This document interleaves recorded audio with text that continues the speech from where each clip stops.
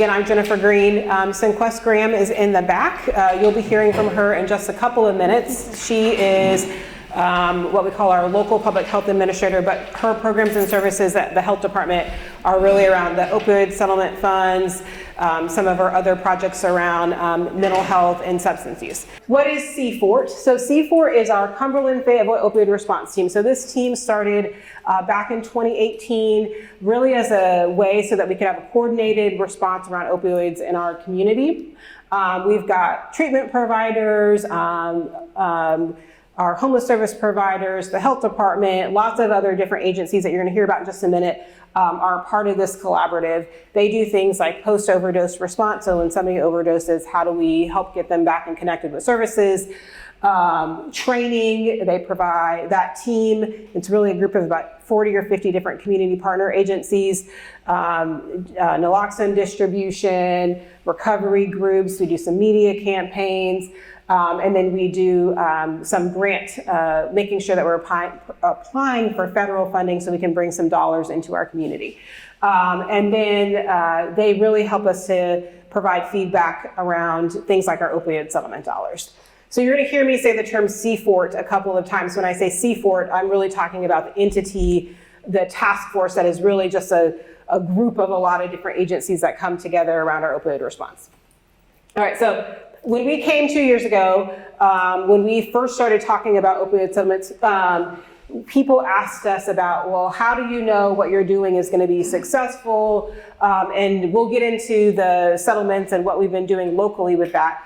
But a lot of people said, well, how will you know if you're making progress on the opioid crisis? So our state tracks 4 different numbers that they really pay attention to in terms of how do we know, at least in part, that we're being a little bit successful. And we recognize that these are not perfect numbers, but these, if we put them all together, they tell a little bit of a story. So we're going to talk about our opioid overdoses, our number of emergency department visits, our number of illicit drug overdoses, and the number of prescription opioids that we have in our community. So those are the big 4 that we look at when we are talking about opioids. And tonight we're talking specifically about opioids because these dollars are really around, as the title says, our settlement dollars related to opioids.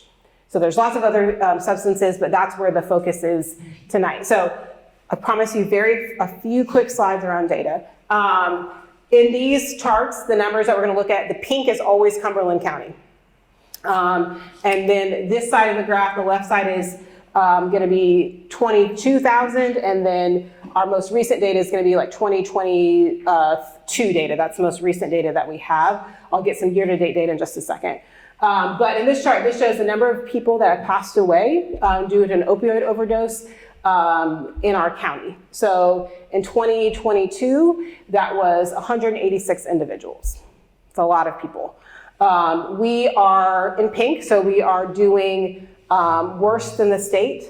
But you can see 2020, not a surprise. Those numbers skyrocketed in 2020.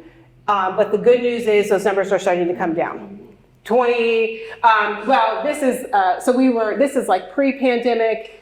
And then this number right here is the first year. This big dot that I can't reach because I'm 5'4" is our first year in 2020. So you can start to see it ticked up a little bit in 2021, but it really shot up in 2019, and then it really shot up in 2020.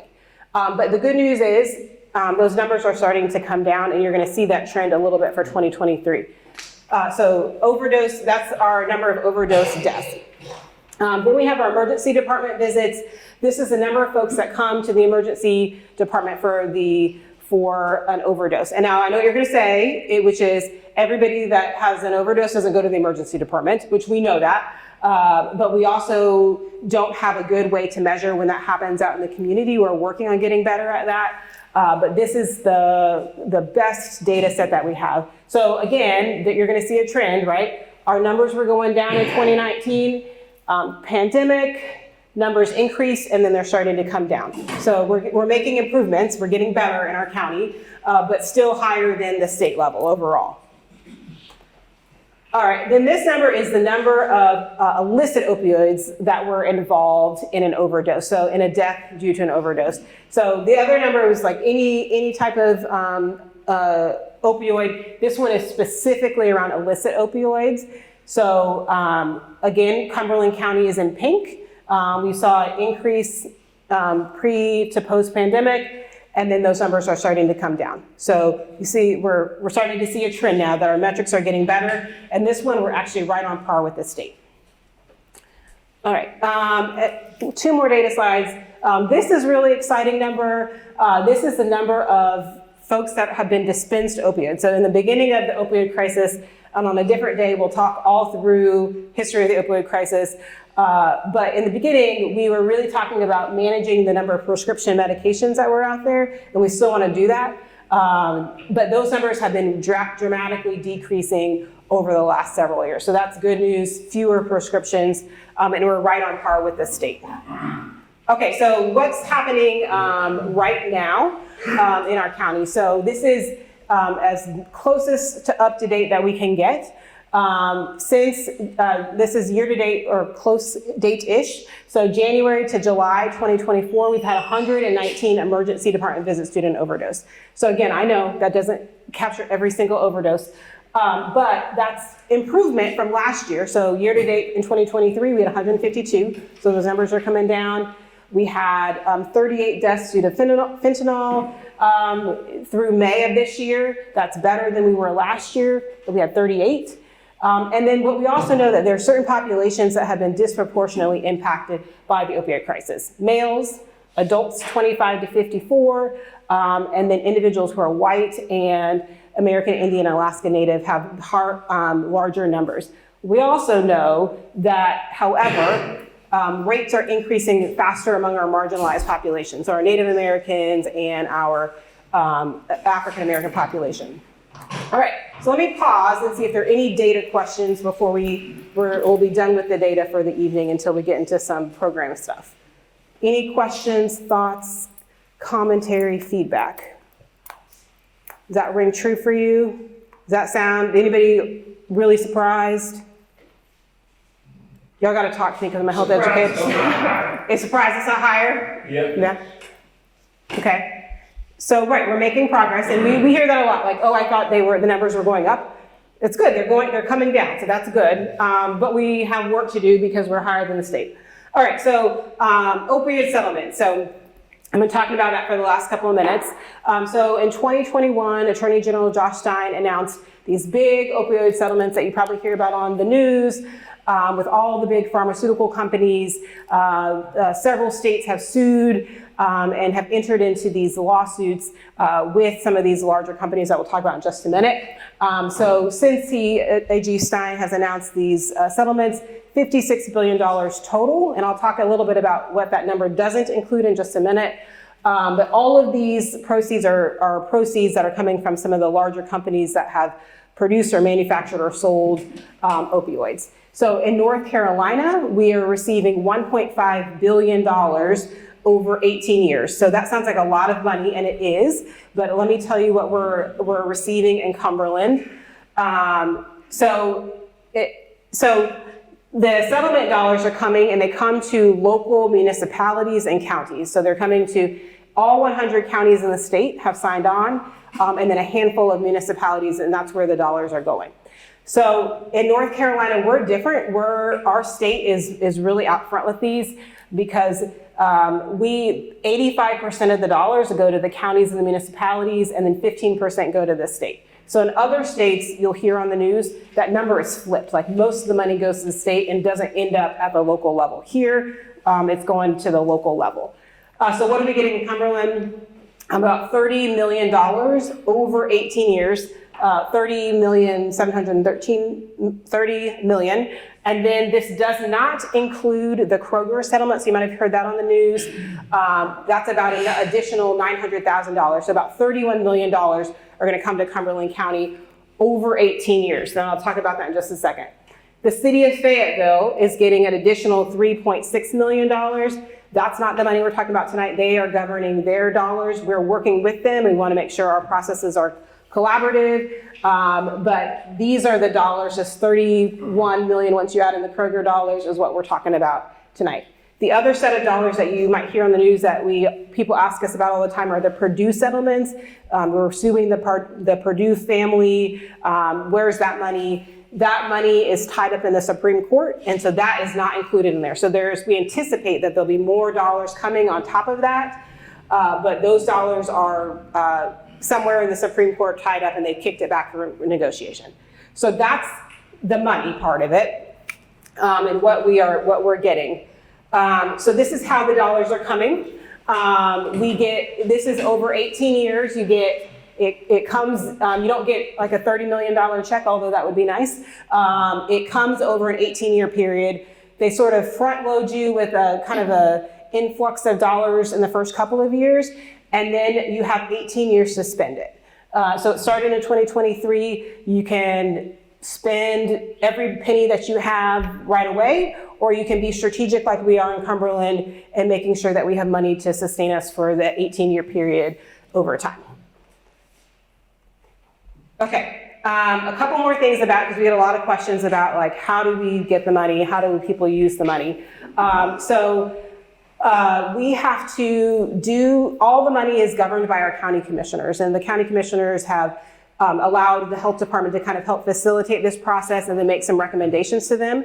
So at the end of the night, what we're going to be asking you all to do is to help us do some planning so that we can go back to the county commissioners with some recommendations about how to do some money. So your work is coming in just a little bit.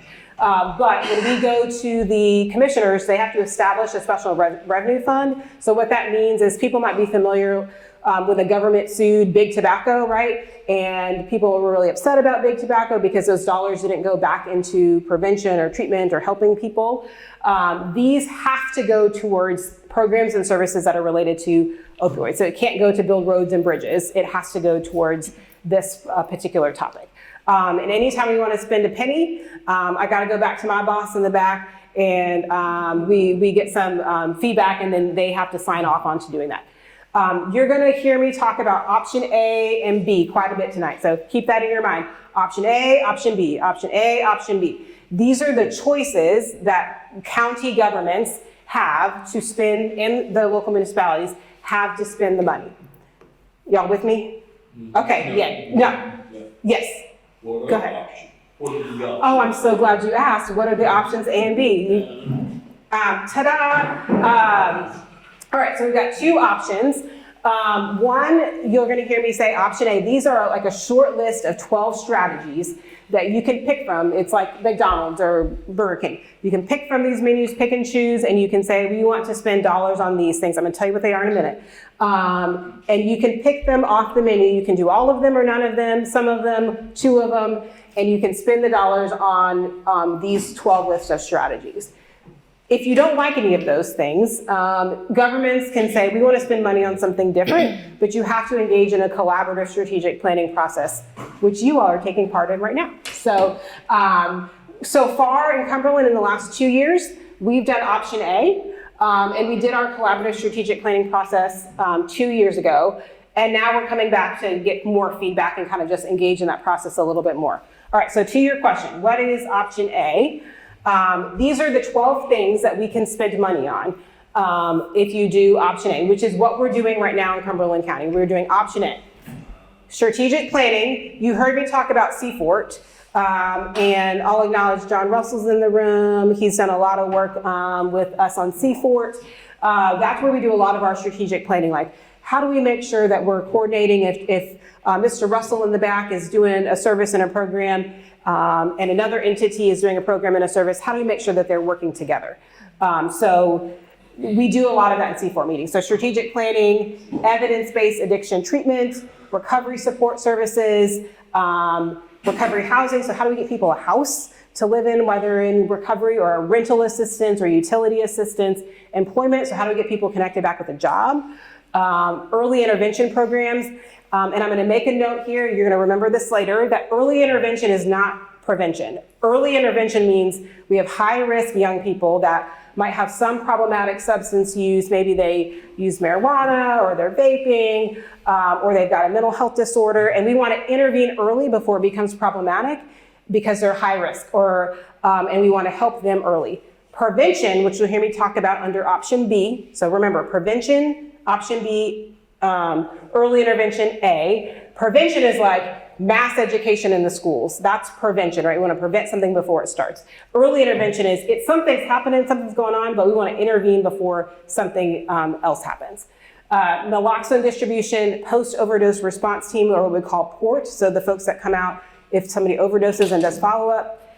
Syringe service programs, criminal justice diversion program, so how do we get folks that are in our detention center connected when they exit? Or how do we help them not be there in the first place?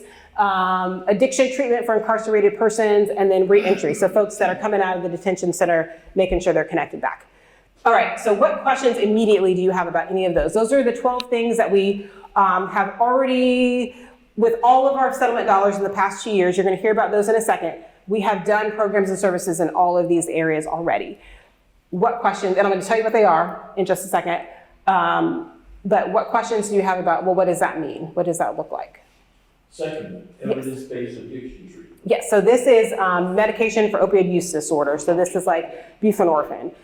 So there's 3 FDA-approved medications, and those dollars have to be spent on anything that is an FDA-approved medication. The recovery housing. So I'm gonna give you a couple of examples. So some of our initial funding sources have, or grantees have used it for recovery housing. So it might be we're paying for a bed for somebody that's in recovery, or somebody's getting ready to go to treatment and they need a place to stay for like a month until they can get into a treatment facility, or they're coming out of a treatment facility and they need a house or rent to pay for a month while they get stable. Settlement dollars can go to pay for that. Recovery support service. Recovery, thank you. Recovery support services, it's frankly a little bit overlapping. So sometimes it's like housing and employment, but it might be, hey, somebody's got a job and now they need to go back to school because they want to get, and you're going to hear some class talk about this a little bit. They want to take a class so they can, or get a license or a barber's license, or they want to take a class at FTCC. The settlement dollars could go to pay for that. Or somebody needs to meet with a peer support specialist. We can hire somebody to help coordinate that. Or maybe you need help getting back on Medicaid because you lost your Medicaid benefits when you were back when you were in treatment. Settlement dollars can help pay for that. Or transportation. I really want to get this job interview, but I don't have a way to get there. We're going to pay for transportation so that I can be successful in my recovery. So sort of think about it like wraparound services, anything that's going to help somebody be successful in recovery. How would someone go about obtaining these? Oh, you are so good. Okay, I'm going to tell you just a minute. Okay, y'all are just setting me up. Okay, so before I get there, so I told you option A. Option B is anything else that you want to do that is not on that list. So it could be, remember I talked about prevention, like if we want to educate every kid in Cumberland County, that's prevention, that's not early intervention, that's an option B strategy. Or if we really want to focus on pregnant women that have substance use disorder, that's an option B strategy. Or if we really want to focus on doing some kind of research activity, that's option B. So again, we've done only option A the last 2 years. And in order to do option B, we can do it, but we need to engage in this strategic planning process. So there are other things that we could be doing under option B. All right, so, ta-da. Wait, hold on, let's see. What's your question? Yeah. Is it strictly opioid? Oh, good question. So the focus has to be on opioids. However, we also know that people have used multiple substances. So the funding can't be used for things like tobacco, but we also know, for example, if somebody uses opioids and they also use another substance like xylazine, that's not technically an opioid, but we know they go hand in hand. So things we can use funding to address, help folks that have used multiple substances. But really the root of the purpose of this, because it was the result of all the lawsuits around opioids, is really on opioids. But we also know for example, the early intervention, we can also touch families that have high rates of mental health disorders too. So we all know they work together. It doesn't like neatly fit in a box, right? Okay. Commissioner Adams. And not on this part, but go back to the very first part, because some people may not, because we've been all around the county. But in terms of the use of opiates and the deaths, can you do it by zip code? Can you tell us what part of the county? Because folk here may want to know why they using more here than in Spring Lake and in Oakville.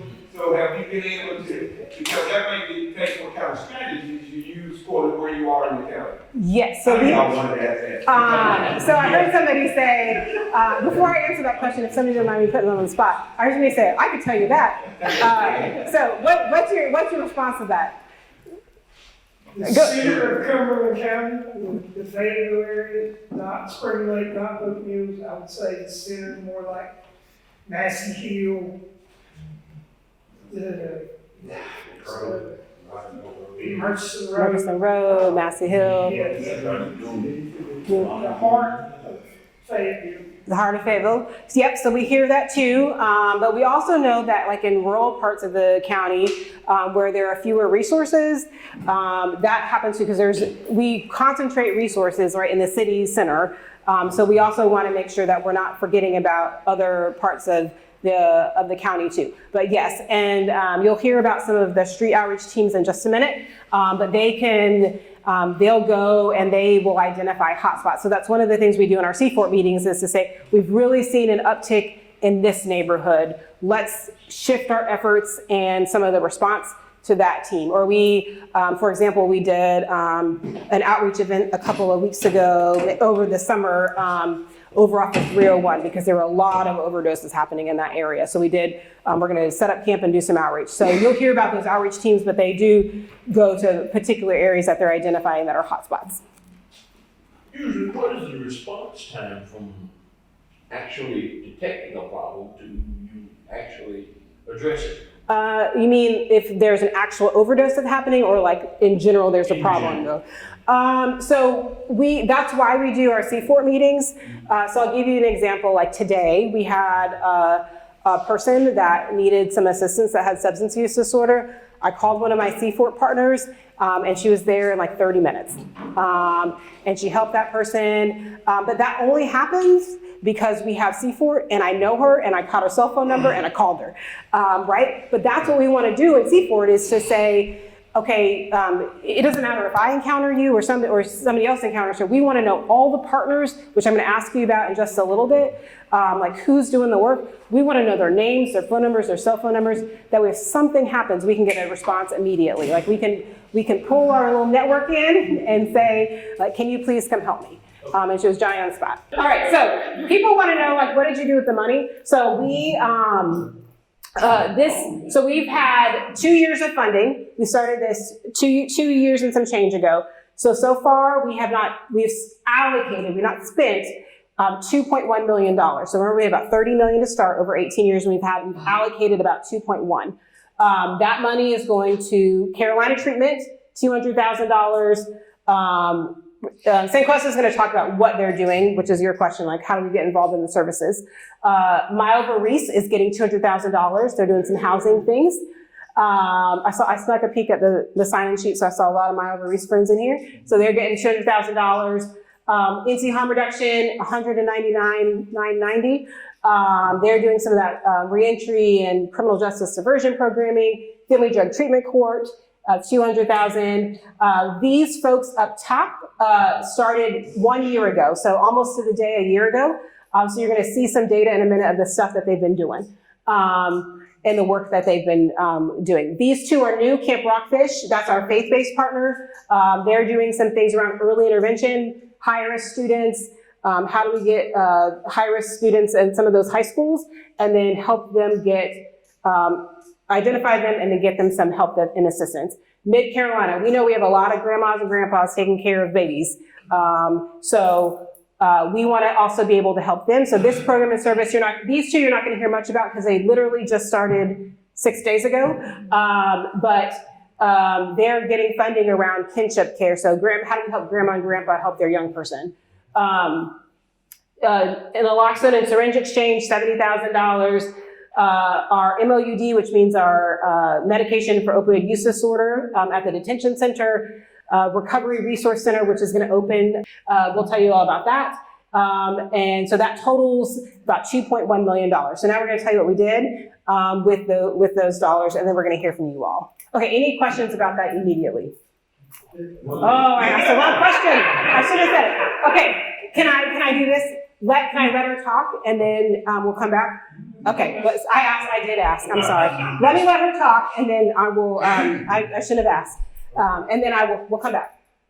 Hi, everyone. I'm Sanquist Graham. As Dr. Green mentioned, I'm the local public health administrator. So I work with the Cumberland County Department of Public Health to make sure all of these projects are running smoothly. And I'm actually going to lead with at least two of your questions because I feel like it's going to tie into the information we're sharing here. So, yes, sir. Forgive my passion. Any of this code for the black hole, otherwise known as methadone and Suboxone clinics in the city of Cumberland? It is. So we have, with our currently funded projects, we actually do have treatment that's offered through these organizations that we've allotted the grant funds to. So I'll start out with Carolina Treatment Center. They utilize the settlement funds to provide treatment and supportive services to individuals. So there you are going to be able to get treatment. You'll also be able to get those supportive services such as housing, transportation, reentry services, as well as things like your utilities being paid so that you don't fall behind on those. Food, looking for food so you're not out on the streets looking to purchase food or find ways to get food. Also, medical costs, recovery services that go with you being on that recovery path, and then connectivity. A lot of people do not have phone services, so making sure that they have phones that they can use and stay in contact with their providers. They're also being covered with those opioid settlement funds. Also education. So once a person is in that recovery journey and we're looking at their reentry services and we're looking at sustainability, their ability to get a job, and then also find education that they are interested in and passionate about to further their career. So we have a person now who just completed a paramedic program. So they'll be in the process of applying for jobs as a paramedic after they've already been in treatment with Carolina Treatment Center. They've benefited from some of these recovery services, and then they've also gone to school while being a member of that clinic. Also with Myra Reese, I know we have some friends here tonight. They utilize their settlement funds to provide supported housing, opioid use treatment, as well as peer support services. During that stay there, they also contract with Carolina Treatment Center. This is why it's so important that we bring in our C4 team that we talked to you all about, because there we have those partners that come together and they're able to communicate. They know who to call whenever they do have someone that's experiencing substance use disorder. They can also refer them over and get treatment started. So they're able to get substance use treatment, psychiatric services, medical services, probation assistance with working with their probation officers. They're able to go to court and complete their drug court services through being in that home. And then also they're able to meet with external providers. They may have started missing appointments. I know that Myra Reese works with veterans also. So getting them aligned with their services that they need to get all the benefits they need through the VA. Also offering those support groups to you all as well. Another partner that we have as a grantee was NC Harm Reduction Coalition, and they were able to utilize those settlement funds to provide recovery support services. Throughout that, they established over 2,000 contacts with individuals within Cumberland County. So when you talk about those hot spots, you talk about those areas that we have higher uses of substance use, our outreach workers with NC Harm Reduction Coalition, they actually go to those communities. They come back to C4, they let us know where the areas are, and then we form community events where we go out and we bring services to them. So that's medical services, syringe exchange, food, connecting them to case managers. We do all of that in those communities where we know they need the assistance.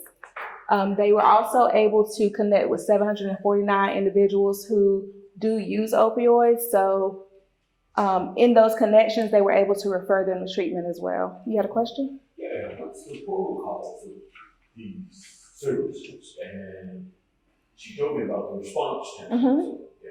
So with these services, we have multiple ways. So in our previous slide, we talked about Carolina Treatment Center, Myra Reese. We may receive a referral for an individual, or we may have walk-ins, especially with Carolina Treatment Center, where someone walks in and they let the case managers there know that they are wanting to go down a recovery journey, and then they will get linked to services there. So it's various ways. They can have referrals, they can do walk-ins and ask for assistance themselves. They can just inquire because they're not quite ready to learn about what their options are whenever they do decide to start a recovery journey. And so it varies with person to person.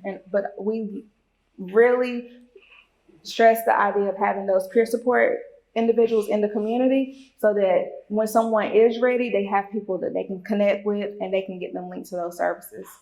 Mhm. Yes, sir. How do you allocate what services available and different, like? Great question. Yeah. Yeah. So with each of these projects, whenever we put out our request for funding, they are actually writing a grant, letting us know what they plan to do with the funds. So we know as we're reading through the grant application, what services they plan to offer. And then every month they report back to us what they did with those funds and how they're applying the funds to the services. Can like services be added to, like having like Mhm. there's a list of services that are available. I mean, is it possible to add more services, like offer more services? Cause like, it seems like one treatment center or service offers more than the other. That's why I think about like, how do you allocate what you're offering at these different places? So each cycle is 2 years. Based off of the grant that they apply for, that's the services they would plan to implement for those 2 years. As they move forward, they'll look at the pros and cons of the services they offered and then plan as they move forward. If they want to reapply for funding through us, then they would build stronger grant applications based off the feedback from the individuals that are living there. Can I ask a follow-up question to that? Yes. So are you thinking like, let me say it this way, just because it's not up here doesn't mean that they're not doing it. The funding may just not, we just may not be paying for it. So this is not to say that My Over Reese is not providing utility services. The funding that we're giving them might just not pay for that. Okay, you So- said every 2 years you can reapply. So when you reapply, you can add more services. Yeah. I mean, like, not saying it like that, but if they have an idea for something that someone else is doing, they're going to implement it in their Yeah. facility. Yes. How would you go about that? And we want to know that now. Like we want to know,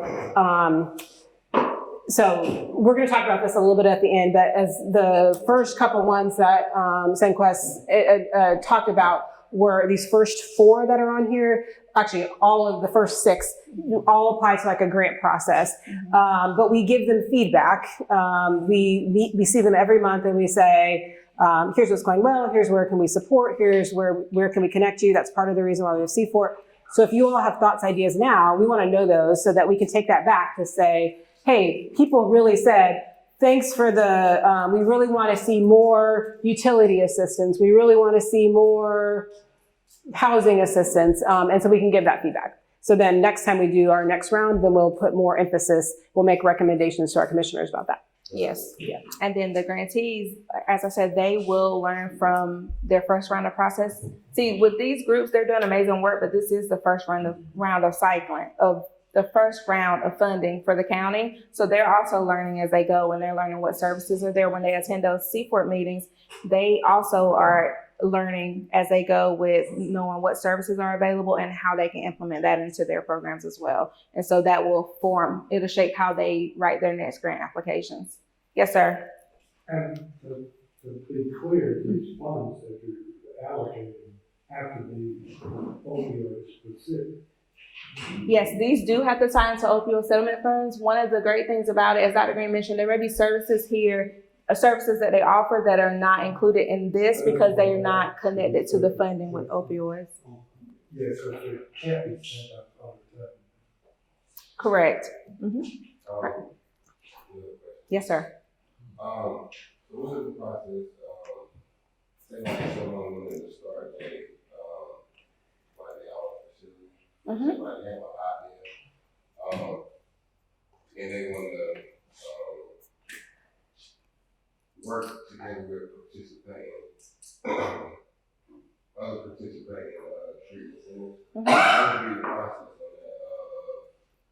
applying for a grant, to like kind of start and piggyback off of something else, but you're all type of thing. So we actually get that question a lot, and our go-to response is definitely join our C14. There you will be partnered with all of the organizations that are already doing the work, and you'll also be able to see what goes in behind the scenes to actually making it a robust program and also a competitive grant application. Because we do only have a certain amount of slots each cycle, so it does have to be a competitive application as well.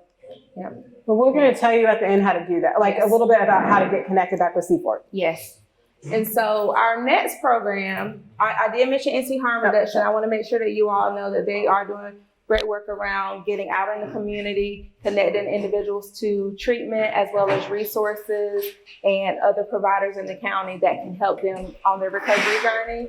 Our family drug treatment court, they are actually in the process right now of hiring a drug treatment court coordinator. And this will be a person with lived experience, someone that's worked closely with and knowledgeable of family reunification, because we know that throughout substance use disorder, people do get disconnected from their family members and their children. And so we want to have someone with lived experiences that can fit in this role. And then our next program is our Healing from Within program. This is a program that the Public Health Department has partnered with the Cumberland County Detention Center to have there. So when individuals go into the detention center, if they're already in a treatment program here in Cumberland County or another county, then we will, if they're in the detention center, we will help them continue their treatment so that they don't get off track with receiving their medication. And then also we work with individuals to make sure they are receiving behavioral health and mental health services in the detention center. And so there we were able to service 161 people within the last year.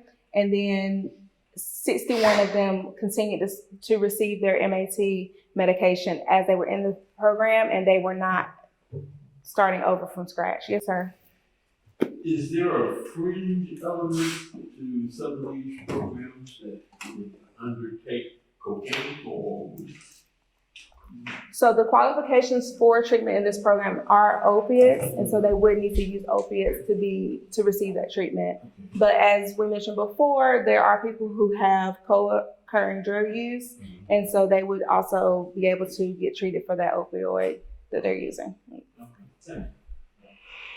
Just so I understand the answer, to be thorough, where perhaps might the clinics with that are handing out methadone, Suboxone, and other treatments, where is that hidden in all of this? Okay. So Caroline Treatment Center is one of our grantees that do supply the medication you're referring to, and they are one of the grantees that make sure if anyone is at the detention center and they need medication, they're there supplying it for them. And then they also have inpatient services as well. This is all option A. Yes, sir. Mm-hmm. You're welcome. Yes. All these programs are being all what do you have data that says how many people have come up on these reviews? What's the success rate? Yeah. So they finished, I'm glad you asked. So we're going to do, I think, on your, can I borrow yours? So you have two websites on the bottom of your paper. The second one is ncopioidsettlement.org. And I'm going to show you a slide at the end. So that's the data that we're collecting now. So they haven't even finished full year one. So these folks are tracking exactly what you're talking about, like how many people have been in treatment, how many people one of the things that we track is we call it a recovery index. So does somebody have a job? Does somebody actually finish school? Does somebody, are they off of substances? So that's going to come as they are finishing up in their second year of the projects. So we are still tracking that data, and then you'll be able to go on a public facing dashboard and you can see all of those types of metrics, the exact things that you're asking about, because these folks have to report back onto us every quarter. So with that data, so they're still enrolling people. So we'll have all that outcome data and you'll be able to see it on a public facing dashboard. Yes, yes, sir. So this might not be a very popular comment, but, so the money from suing Big Pharma for opioids is being used to fund a synthetic opioid program. So one of the things that we wanted, I'm glad we have the site up. So we know that people have multiple paths to recovery. So we were intentional about funding multiple paths to recovery. So we funded different types of services like Maya Maurice and Carolina Treatment, so that there are different pieces that can go into however you get into your recovery journey. That's what we're funding. So we wanted to make sure that we're hitting all of these different areas, and we're not just funding treatment. We're not just funding our program at the detention center. We're funding all of these other things to make sure that there's a comprehensive picture and not just one pathway to recovery. Yes, sir. Okay, part like what data research, what's been like the least effective? Like, I want to find that out, and so we're gonna be like change it to something more specific, like what is the least? Yeah, so these, okay, so the, at the top of this, this is not my language, this is the language from the MOU. So remember, the MOU is the thing that governs how we can spend the money. So these are the things that the MOU says we can spend the money on, and these are the 12 strategies that the research and the data says there's evidence that these things are successful. And that's what we can spend money on. And then the second part of that is like, those are big national data sets. Then what works locally?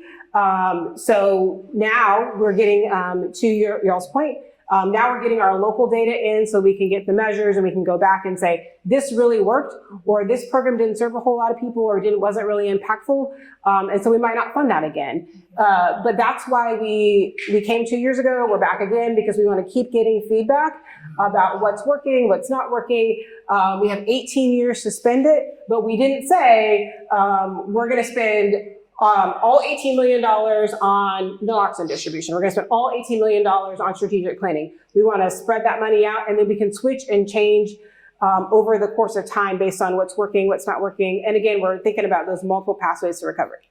And once again, that's why we offer multiple grant cycles, and we encourage groups to apply and bring new strategies so that we can fund those in the community. How effective is the methadone and distribution? How is that going? How effective is that? Yeah, so that's why that's on the list of evidence-based addiction treatment strategies, because there's data and research to show that people that are utilize those methods, if you're on methadone or Suboxone, that they can, one of the measures that we track is what we call a recovery index. So that they are more successful in getting a job, staying stably housed, making sure that they can be reunified with their families. So those are the kinds of things that we're also tracking to make sure. Do you feel like that's people create another addiction to that? Like go from one addiction to another, like so to speak? Because I mean, I've seen some people on that stuff that's like as bad as when they first started, you know what I'm saying? Yeah. So, I mean, I'm trying to figure out like how much does it really help people? Yeah, that's a great question. So those are the things that we are watching carefully. Like we want to know, again, for some people, they can do abstinence-based recovery and they can be successful in getting a job. They can be successful in taking care of their families. And then some people need assistance. And the example that I give is like somebody that has heart medication, right? They might be on heart medication for a long time, and we don't think twice about it, right? Because that's medication that's going to help them and make sure that they can go to work and take care of their kids and be with their grandkids. This is medication that is going to help them to stabilize, and that might not be for a week, it might not be for a month, it might be for a longer term, and then we want to help people be successful long term. Stabilize, right? They have to keep taking it. Like Yeah. once you know what I'm saying? Like, Yeah. you have to keep once you stabilize from it, like you still have to take it and able to be stable. Yeah, so we get that question a lot, and then I'm gonna make sure, we're gonna get to more of your questions. I'm gonna answer your question, and you're good, and then I'm gonna give it back to her. So when people ask me that question, I say, we don't ask the same question for when people on heart medication, right? We let people be on heart medication for a long time, right? Because they know that they need that help.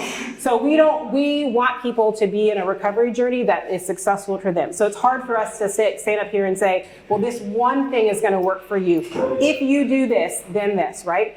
That's why we have peer support specialists that will help figure out, okay, for you or for me or for Sunquest or for whoever it is, what is the thing that's gonna help that person be successful? And success might look different today than it does tomorrow. So success today might be, I didn't use any drugs today. Success tomorrow is, I have a job and I can pay my rent by myself. And so that's why we have peer support specialists that cannot sort of cookie cutter it, but can help tailor whatever that treatment plan is, whether it's abstinence or it's something different for that person individually. And we'll note that the peer support specialists, they encourage that individual to talk to their primary provider as well as their treatment provider to determine what type of medication and if they do need to decrease the medication that they're taking. Let's go to our next slide. Yes. While you have that up there, can I ask Yeah. one question? The lockdown, Narcan, where is that distributed? When is it distributed and how many doses can you get? Can I come back to you in like 10 seconds? Because I think you're right there. We're right here. You're right here. So with our naloxone distribution, we actually do it a few different ways in Cumberland County. We have our C4 coordinator who works with us at the Public Health Department to find areas that we need to make sure naloxone is getting dispersed. We have outreach workers that do education out in the communities, and they provide naloxone to individuals who are living and, in the middle of everything that's happening. And they also have individuals with NC harm reduction that work with those peer supports to make sure they're getting it. John Russell, he does naloxone training as well, and he makes sure that individuals have it, make sure his peer supports have it, and that there are avenues in the community. We have also placed a vending machine at the Cumberland County Department Detention Center. And there you can walk in and you just press the button on where it is in the machine. It'll dispense to you, and you'll get that along with a resource guide that lets you know of all the treatment centers in the county and where you can go in case of emergency, even information on safe use. And so we try to make sure that we're thinking about all the different areas where people are needing the naloxone, and then we get it out. We have different avenues. We have churches, we have organizations that focus on wellness that have it. We have community groups, and so we try to look beyond just public health to make sure they are getting the naloxone they need. We did 20 trainings across Cumberland County, but that doesn't include those individual trainings that our peer support specialists provide, that our C4 coordinator provides, and other trainings that are done out in the community on a day-to-day basis. We provided 1,492 kits across Cumberland County. So we made sure that we're touching every area of Cumberland County. As Dr. Green mentioned, we know that our rural areas, they're low on resources. We made sure they came out to these areas so that they also get those kits as well. We have smart recovery facilitators that have been trained. And then we also have individuals that were trained in smart recovery friends and family so that we can have support groups across the county so that people can come and that they can stay on their recovery journey and be supported and feel supported. We also trained over 400 school staff members. So teachers were trained to use naloxone as well so that we knew that even in our schools, we have support there. And then we also did advertising campaigns that were very detailed, and they really talked about what's happening in the community, giving resources and how to properly use naloxone. Yes, sir. I know you're taking opioids, but in the proliferation of vape shops and kids are getting involved in as a gateway. And I think some of these funds will be funded for supervision of what these kids are. So I would love to have that conversation with you. I'm actually the previous tobacco control manager here in Cumberland. That's like you're speaking her jam. That's her vibe. So we've been doing ordinances, working with our commissioners to work on county ordinances to regulate the vape shops in Cumberland County as well. And so that is something that we have our eyes on and we're working diligently with as well. And then I'll say, one of the ones that because they started 6 days ago, is these two folks will be helping to identify, is there a young person that's vaping? How do we get that person back to either Camp Rockfish or Mid Carolina to help that family understand? How do we work with the vape shops?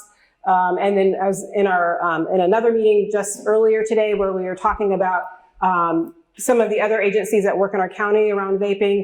If they're involved in the court system, a lot of our kids go to court because they're vaping at school or somewhere else in the community. And then how do we stop and intervene so that they quit vaping and then we can help them get the services that they need. So yeah, so the dollars don't directly go to that, except for this early intervention part. So when we identify kids that have some high risk behavior, including vaping, that would be one of them. Check out our CFORT meetings. They are on the second Tuesday of each month at 10 a.m. Our next one will be on the 15th of this month. There we have all of our partners across the county that get together and we talk about the work that is actually happening in the opioid space. We also have our CFORT Recovery Center that is opening on the 28th of this month. In this Recovery Resource Center, we'll have services available. We'll also be able to connect individuals to peer support as well as providers, and also have that warm handoff whenever we make referrals to partners. The partners will also be there to provide services on site.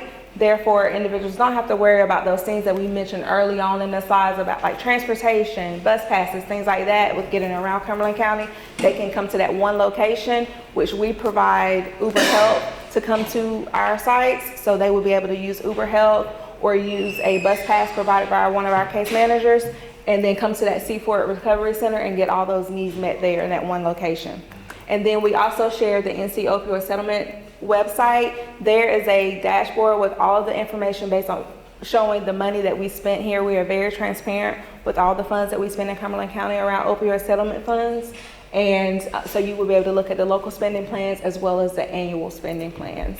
All right, so now we're going to talk about all of the questions you all have. We're going to put those into strategy work. Yes, sir. Is there an income cap on? Oh, that's a good question. With the CFORT Resource Center, there's no income cap. We come in there to meet with our peer support specialists. Once you start being referred to the providers, they may have different rules that apply to their agency, but we still want to get you connected to those partners. And one of the things that we asked when we did our grant cycles was how are you going to help make sure that people that are uninsured get services? So we intentionally, a lot of those that you saw either provide services for free or they're going to help get you connected to Medicaid, or if you're not eligible for Medicaid, help you figure something out. That's why we funded those things, so that when there's a gap in income, we're not creating a barrier. They're very resourceful about figuring out how to get something paid for. And that's why, once again, with our partners with CFORT, they work together and they overlap a lot of those services to make sure that they're making connections there and people aren't falling through the gaps. Yes, sir. I won't make an assumption that you are or not a recovering addict from opioids, but I am. Okay. Fentanyl almost killed me among every opioid I did. My father had heart problems, so he was on heart medication. I can tell you that one of those camped outside methadone and Suboxone clinic, and one of them made an appointment and waited. So it's apples and steak.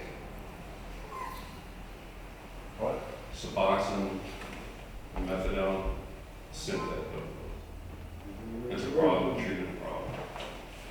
Heart medication, people are addicted to life and they should be, the same way I am. So I just wanted to, y'all want some insight? I'm an addict in recovery. I just wanted to give some insight from an addict in recovery. Yeah. Thank you for sharing. Yeah, absolutely. That's why we're here. We want to make sure that we're getting lots of different perspectives. Your perspective is going to be same or different from other folks, so we appreciate that you're here and that you're sharing that, and thanks for sharing your story. We appreciate that. Hello, and thanks for being here, right? But speaking on behalf of the health department and the county commissioners, I'm the little community guy. I'm the guy, my sister and brother have passed away from fentanyl poisoning, 2019, 2021. After we got somewhat through the grief part of it, these were the first two people that I turned to, Dr. Green and, Commissioner Adams.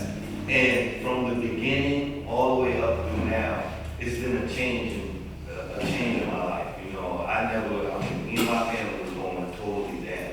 And I'm not up here with no, big banner to sit down and fake fun. But as far as the community at hand, they are willing to listen to you. One of the first places that I went to is the C14 that they talked about. I was I felt like I was the oddball. I'm sitting in this little room with all these professionals and stuff like that, and they were easy with me. They let me sit there, go through my little pain and grief, and then they started to see what I was coming back through, and they started to pull me into the fold. And so as far as talking on behalf of, Cumberland County itself, they on their grind. They doing the work. So, if you ever need any help and I can help steer you in the guide you in the right direction, come at me, man, and I'll be able to shoot you. Some of y'all know me already because I come and bounce around. I did not plant him here, I promise. I know we keep saying it, but I want to take off at John's point there, is he came to an early C4 meeting. He was like, I have a startup. I really want to figure out how to get services out in the community. And we sit and chatted. We're like, well, this person's doing this and 3 other people are doing that. So, and this is where there's a gap, right? So that's why we do that, so we can figure out agency A is doing this, agency B is doing that. C and D are doing this. How do we make them all work together, whether that is for housing or treatment or whatever that case may be? And then how do we help prepare people if they do want to apply for funding? So when we do funding, it is typically through a grant cycle. We do a webinar, and we try to walk you as cleanly as I possibly can without writing it for you, to say, we need you to write this. We need you to tell us about this. We need you to tell us how you're going to spend the money. We need you to tell us how you're going to consider equity. We need you to tell us how you're going to help the uninsured. We need you to tell us how you're going to partner with everybody. We need you to tell us how you're not going to duplicate a service. And so those are all things important, because those are all the questions that you asked us tonight, right? And so I want to stand up in front of a room. I want to make sure that we are that our folks that we're giving money to are doing the work. We can talk about like whether or not MOUD or abstinence is the right approach, but we want to make sure we're funding all of these things so that we can help people in whatever space they're in. All right, so one of the things that we need to do for our collaborative strategic planning process is to tell us who's doing the work. You've heard from some of the folks that we are giving money to, but besides them, who's doing the work, right? Who's providing services in the community that we may not know about? Because we want to include them so that they can send referrals, and we can give them referrals so that we can get them engaged and connected. So what services are available and who's doing them that we may not know about? And it can be anything. It can be a church. It could be John in the back. It could be it could be anybody who's doing it. And I'm going to take some notes. Get my pen. Well, I'm a vet, so right now, VA. Yep. Got me covered. So Yep. Veteran services. Where'd my mic go? I don't need a mic. Okay. Yep. Veteran services. Who else is doing? And we work with veteran services. We'd like them to be. We got to engage a little bit more there, but yep. Veteran services. Who else?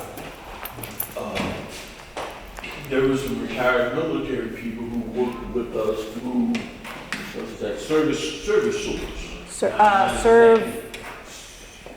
Yes, I'm sorry, I put a face with a name, yep. But I'm not sure if they're civilian, military or connection. Service source. Service source. Okay. Who else is doing the work, or anything that's affiliated, right? It doesn't have to be their treatment provider. Maybe they provide housing for folks. Maybe they help people connected with a job. Who's doing it? You got the resource center. The Day Resource Center? Yeah, Mm-hmm. Person Street. Yep. Yeah. Yeah, Carolina Outreach, we go to Easterfield. Yep. Yes.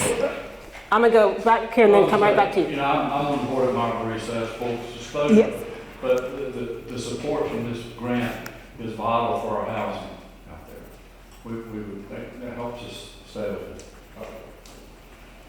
And that's what we want it to be, a support. So I got, of course, my resource center, I'm coming right to you. Oxford House? Oxford House.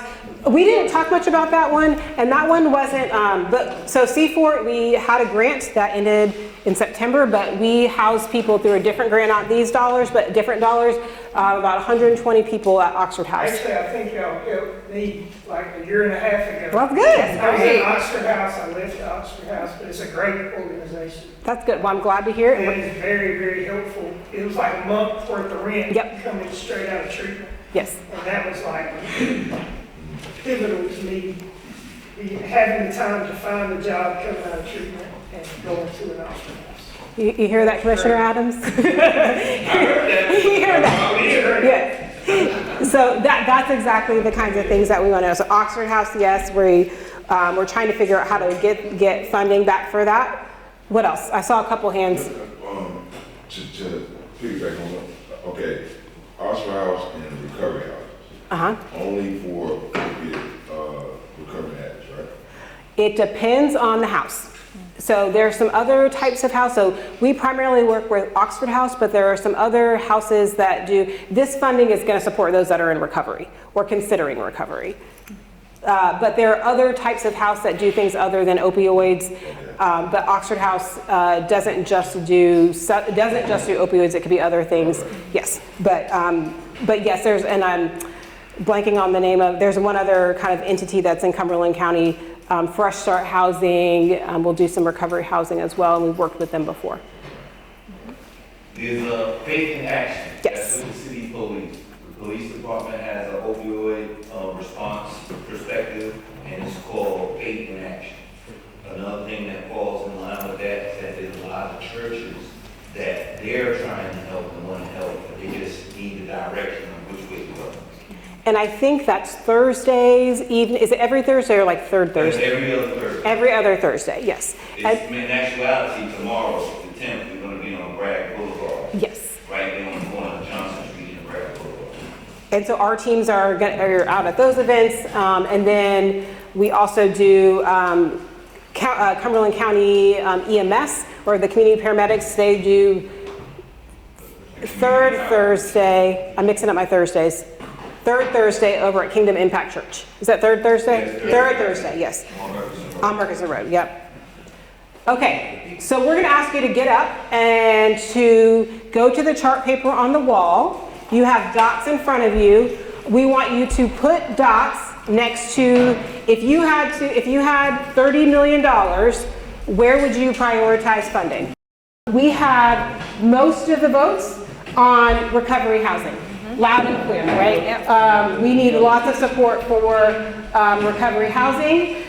We have quite a few votes for reentry programs, so helping folks that are coming out of our detention center. Also that prevention education, that's something we didn't fund the first time around because it was under option B and we were trying to get dollars out quickly but meaningfully. So that prevention education is something that option B strategy we're gonna be looking at really closely.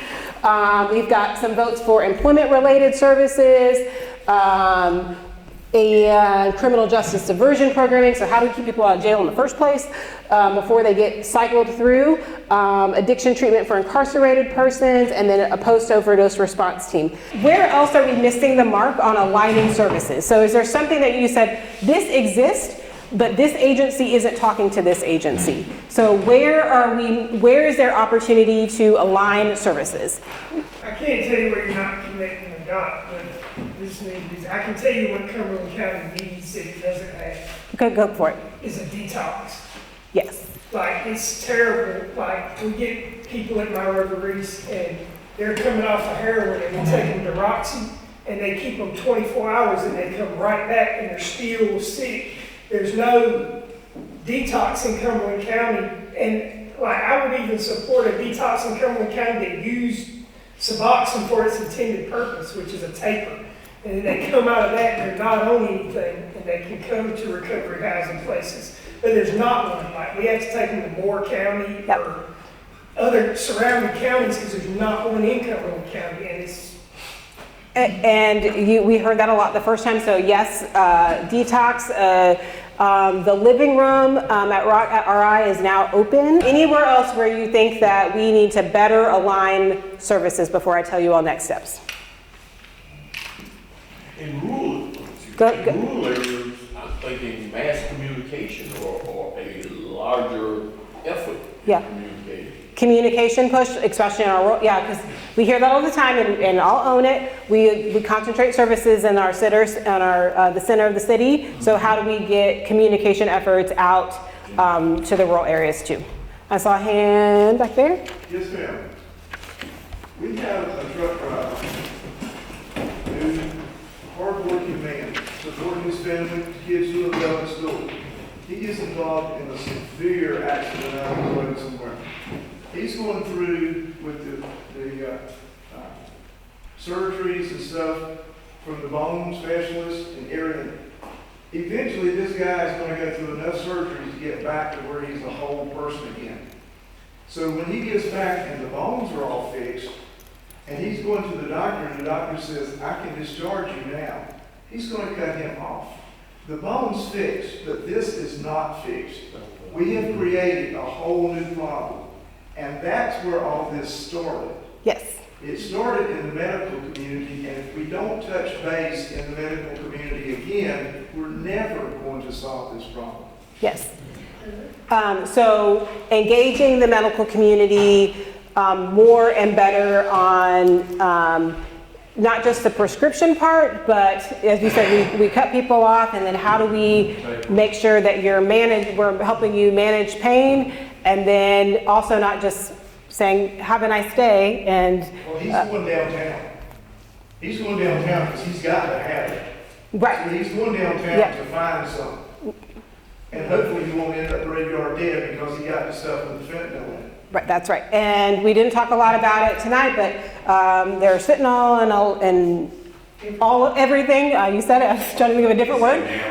It's in everything. And we know we've worked with some of our partners around testing the drug supply. There's xylazine in a lot of things. So how do we help people with our providers and doing education for them as well? I saw one more hand.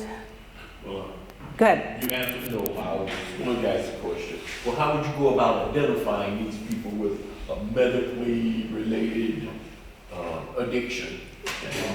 So our goal, so in the perfect world, right, we'd identify that person before we even knew them. And that doesn't make sense except to say, before they left that doctor's office, they need a connection point, right? Before they get downtown to do whatever, we need to make sure that that person is connected and educated, has the right doses of medication, has the correct, whether it's a peer support specialist or a social worker to say, hey, or a care coordinator. We have a program at the health department that is on Sanquesta's team called Connected Care. And that team is a team of social workers, nurses, and nutritionists, health educators. Low barrier, you don't have to qualify for anything except for you have to be a Cumberland County resident. And that program is low barrier care coordination. Call us and we will help you navigate all the messy healthcare system. That's their job. That's her team's job to do it. You don't have to be enrolled in anything. There's no income requirements. You just have to need help navigating. And we started that, the commissioners funded that 2 years ago. And we started that, and because there's all these gaps, and we need to do something, we need to help fill that gap in before that person, before something even happens, right? And then we need to do some work with our providers too. Connected Care, and they have an email address, which is Connected Care, is it program, Connected Care program at the end, and then do you have your business cards? We'll get you a card before you leave. All right, so let me give you some next steps because I made a promise to you at the beginning that we would be out on time. So one, this is, I said this last year when we came 2 years ago. Y'all show up in Eastover. We appreciate it. After we do this, after we finish these, we're gonna take all your feedback. We're gonna be counting all the dots up. taken all the things that you all said anonymously, and then we're going to share that back with the county commissioners and with some recommendations in November. And then we will make a report out, and then we'll make some recommendations about how to use the funding. So then the next question that we get is, well, when is the next round of funding? Once we hear back from our commissioners and we get those recommendations approved, one of them is going to be that we do another round of funding, and we'll report that back out to the public, and we'll put that out. So this is the time to be thinking about, hey, I have an idea, or this agency should apply. They should be getting ready now. We'll anticipate that's going to be sometime in 2025. These folks that we listed up here have another 1 to 2 years on their funding cycle, but we anticipate there'll be another funding cycle like in 2025. So be thinking, we want these agencies new agencies to apply. This is a time to be thinking about support and how do I put together an application. I know John's thinking about it already. So those are the things that we want to keep in mind. So likely in 2025. We can go to this website right here to check on the funding that y'all have made happen, right? Y'all are queuing me up all night. Okay. So, ta-da. ncopioidsettlement.org, that gets updated quarterly. If you want like the play-by-play, I know we have said it 16 times, but come to a C4 meeting because they report out, and if you need to join virtually, you can do that. But then we also do updates on our website too. So the top one is our county website. And then this one is updated quarterly, that has all the dashboards and where you can see what's happening. We just submitted our quarterly report, so they're probably not up there. Or we submitted our annual report on the 30th, so I guarantee you they're not up there yet, but they will be. And then this one, this other link just has regular opioid settlement, general things that you could follow, you could get up to date. And then we do Facebook, we're on social media.